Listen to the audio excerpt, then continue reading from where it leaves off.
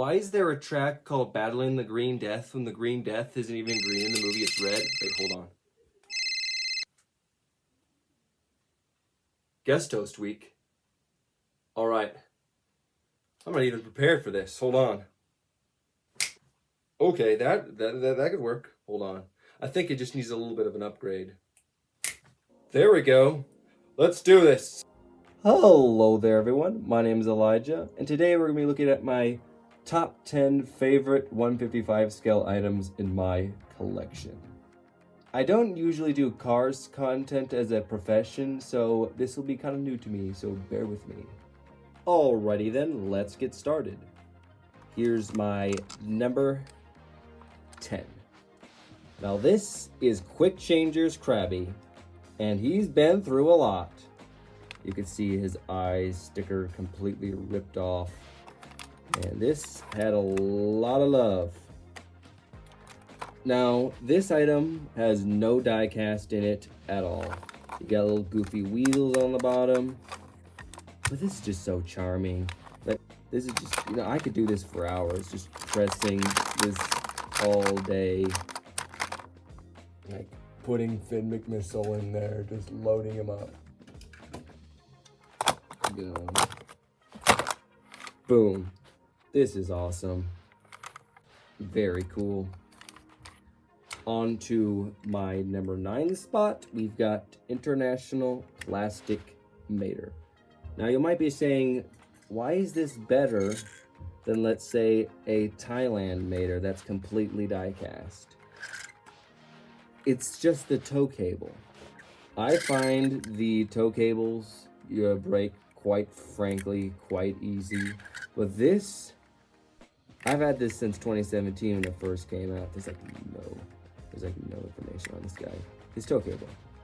It's the strongest thing known to mankind. You could probably put a bullet to it and bounce off, actually. It's a bit of an exaggeration. Very nice. It's got the Precision Series face, if I'm not mistaken.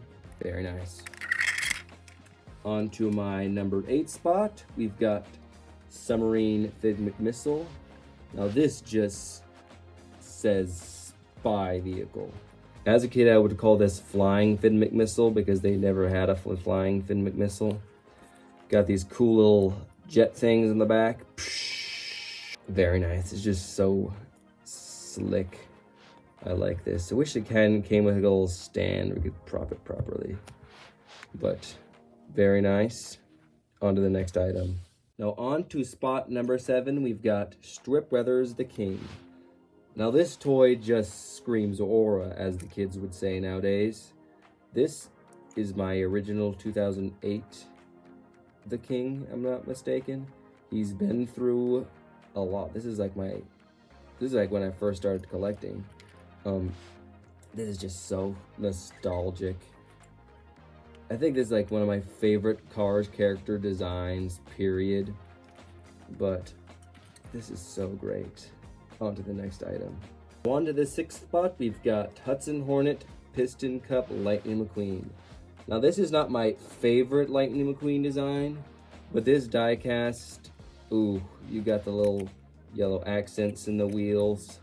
I wish we actually saw him race in this paint job in the movie.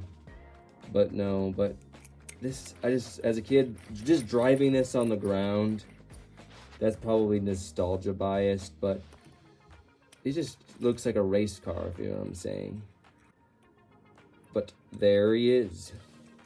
Now on to my 5th spot. Now I was hesitant to put this on this list because it's not really a car. We've got International Rochelle from the Planes movie. This is, of course, the international version. This is probably my favorite plane. Sure, a lot of planes have the retractable wheel, the landing gear, but now I do prefer the standard version design with all the Canadian decals on it better than this. There she is. Flying away now. Now on to my 4th spot is Color Changers Lightning McQueen. Now this is probably the best, besides Flo, maybe, the best color changer they've ever made.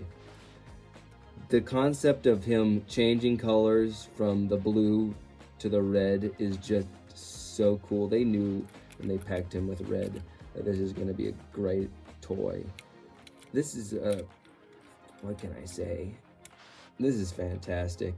Sure, the blue is a bit darker than the movie, but it's pretty close. Pretty close. Got the standard Cars 3 body, but awesome. Now on to my third spot is metallic Bobby Swift. Now I got this guy at a thrift store for 50 cents. Yeah, I'm what they call a thrift store shopper. I find crazy stuff out. That's a story for another time. I just find this guy better than just the standard regular Bobby Swift. Even though this is more accurate to the movie. Of course, this is the metallic version. Of course, they're supposed to be metallic. But I just felt like this is just got the chrome. Just feels more screen accurate if I'm trying to put my words right. But, you know.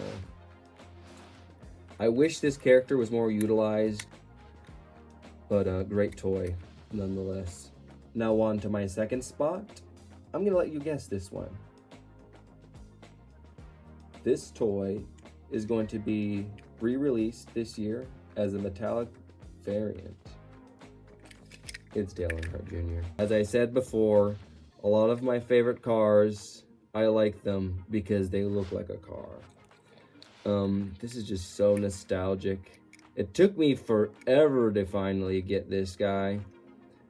He's got his own mold, and he's got all the cool aspects of a stock car. This is just straight up cool, man. Just like the King, just a cold classic. Very nice. On to my number one. Now, my number one item is more because of the story that goes with it, is Rip Kleczkonski. Now, this was the last World Grand Prix racer, and I could not find him anywhere. But one day, it was a rainy day, our family went to Toys R Us, and we went to the bubble section, and this was just shoved in a pile of bubbles. He's not my favorite Cars character in the world, of course. He was literally supposed to die in the movie.